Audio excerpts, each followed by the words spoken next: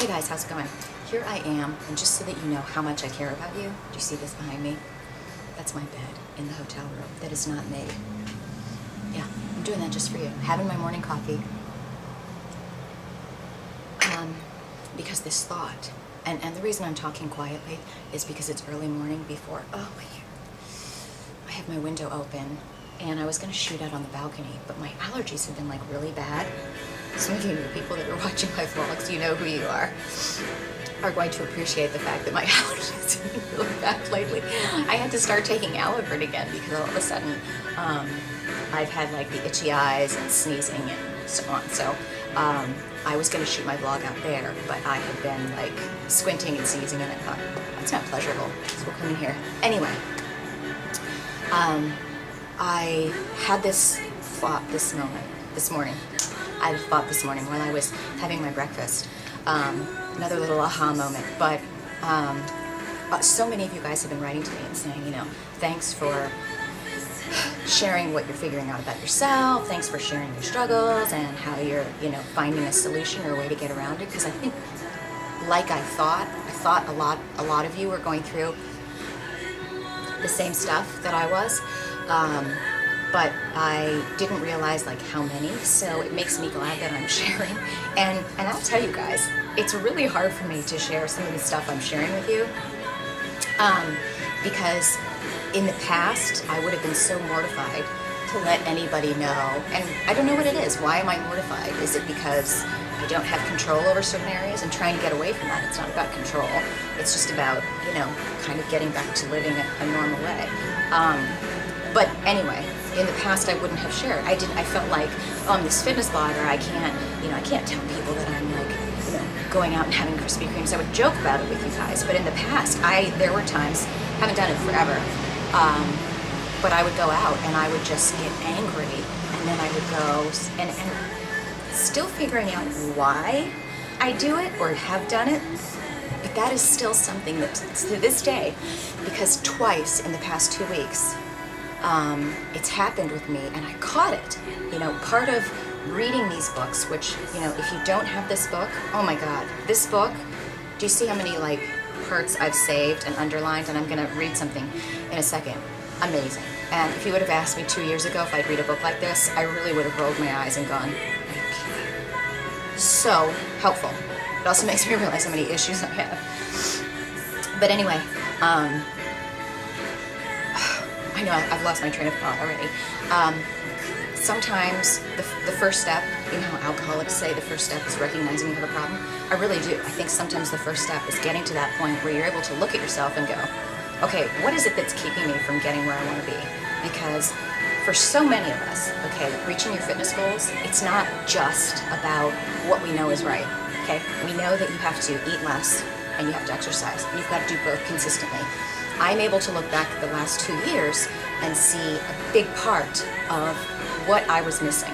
What was different in those 2 years from the past when I've enjoyed fitness, when fitness was not a chore, when I wasn't so aware of so many things, and I wasn't trying to meet so many criteria. I wasn't trying to do what all of these books said. I wasn't trying to do what Jenny Lynn said, or Jay said, or this blogger said. I was just doing what I liked. Believe it or not, people, when I first started working out, all I did was cardio. All I did was Tybo. But you know what?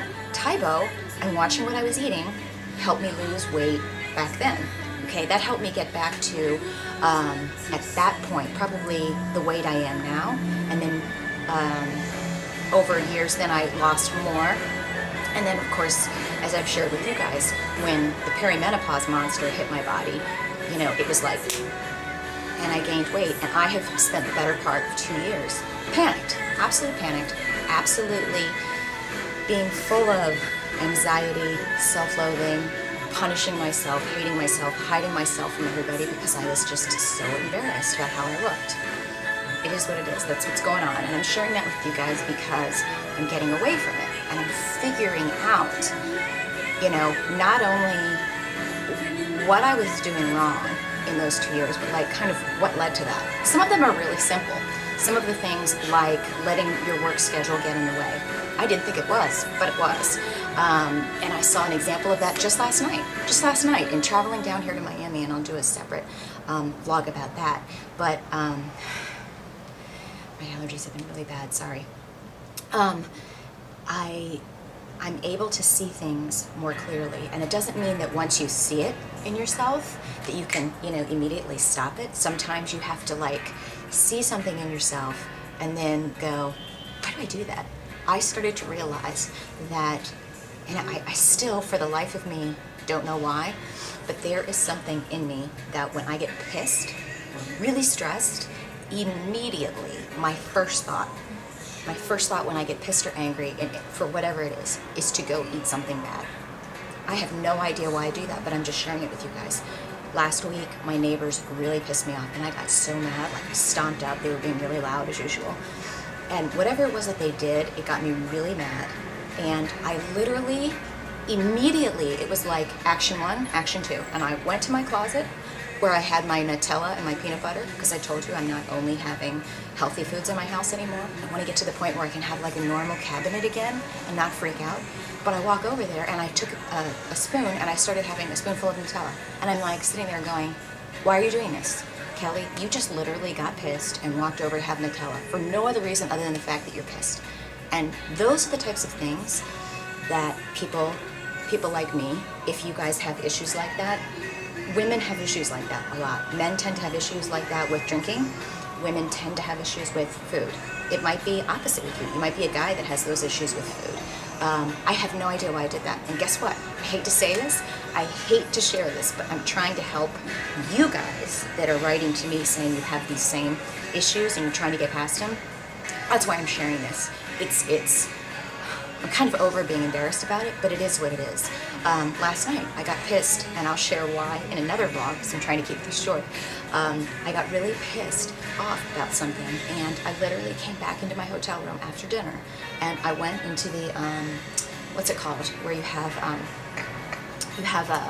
the food in the cabinet. What's it called? Hotel bar, mini bar, whatever. And I grabbed the Oreos and I ate them.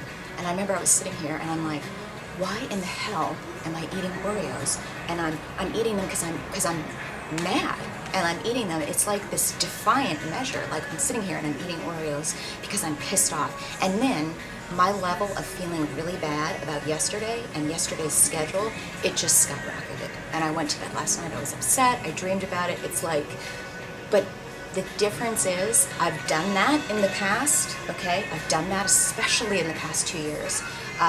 But now I'm seeing it, and it doesn't mean like just because you see it, you can go, oh, okay, I'm not going to do that anymore. You still got to figure out, like, why is it that the first thing when I get mad, it's almost like I'm self-sabotaging. You've got to figure out why and how to like calm yourself down and do something else. But the more that you can pay attention to yourself and catch yourself in situations like this, it's easier to kind of move on. So I just wanted to confide in you. So many of you have written to me and said, how did you get past all this? Guess what? I'm still in the process of it. I'm just telling you guys, like, awareness is the first step. It's not going to be that, oh, I've read this great book, and just because I've read this great book, now everything's better. This book has helped me like you have no idea. But starting to see the error of your ways is the first step in being able to change it and move forward, right?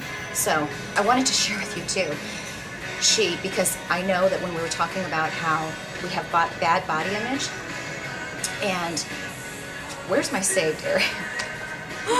There was this area I wanted to read to you guys because I was almost going to do a post and quote it, but I'm just going to tell you right now. What time is it? 9 minutes. Because remember we were talking about how you need to be able to encourage yourself no matter what your weight is, and a big part of what I've been doing the past couple of years is putting everything off until I'm at my perfect weight. No, I'm not going to do anything. I'm not going to go out. I'm not going to date anybody. I'm not going to do anything but work. I'm going to hide myself from the world because I'm so disgusting and gross. But that was my thought process. You guys think I'm joking. I'm not joking. Because I thought everybody's looking at me and saying how gross I am and how fat I am, and they don't like my hair and blah, blah, blah. And I become so consumed and so paranoid. And I know you guys, like Martin, you wrote to me and said, I can't imagine you thinking that way. I'm just being honest. I'm not proud of this. That's just what had happened to me. I'd become so insecure, so deeply insecure, that I was putting a label that I was only good enough to be around people. I was only good enough to date somebody. I was only good enough to hang out at the beach when I'm at my, my perfect weight. And until then, I should hide myself from everybody. And then it became, when I started weighing myself, when I got my Eat Smart digital scale, and that was great. And I lost my first 6 pounds, and I've stayed at that same weight. Now, realistically, I also know what I'm missing.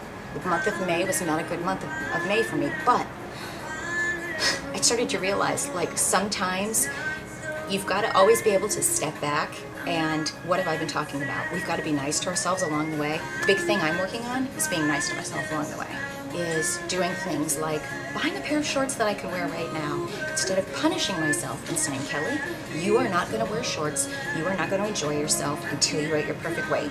I've done that for the past 2 years. I would not buy myself a new pair of shorts because I didn't want to buy a bigger pair of shorts. We can get the same way about weight, right? Like, we think that until we're at that certain number or certain size, that we're a bad person. And sometimes those numbers and those labels can change the way we feel about ourselves, right? So I read this in this book, and it was such an aha moment, because obviously we're not alone. But secondly, just listen and tell me if this totally sounds true to you. She says, I tell a scale story to my workshops that speaks for itself. My friend Sue is thin. She doesn't think twice about eating sandwiches with 2 pieces of bread, downing orders of French fried onion rings, and drinking Coca-Cola by the gallon. She works in a doctor's office where she occasionally weighs herself. One day she weighed 5 pounds less than she had the previous time she checked. Sue was quite pleased with herself, and on her lunch breaks, she admired herself in the window of every store she passed, bought herself a new outfit, and treated herself to a highly caloric lunch. The next day at work, the doctor told Sue that the scale was 8 pounds off in the wrong direction. Not only had she not lost 5 pounds, she'd actually gained 3. When she called me, her clothes were suddenly feeling tight, and she was conscious of a roll of fat over her belt. I need to go on a diet, she wailed. I can't believe how fat I am. This was a thin person talking, someone who's basically confident of her body. If scales have this effect on her, if scales can radically change her feelings about her body from one day to the next, consider the mental and emotional fluctuations scales can create in someone who's less confident.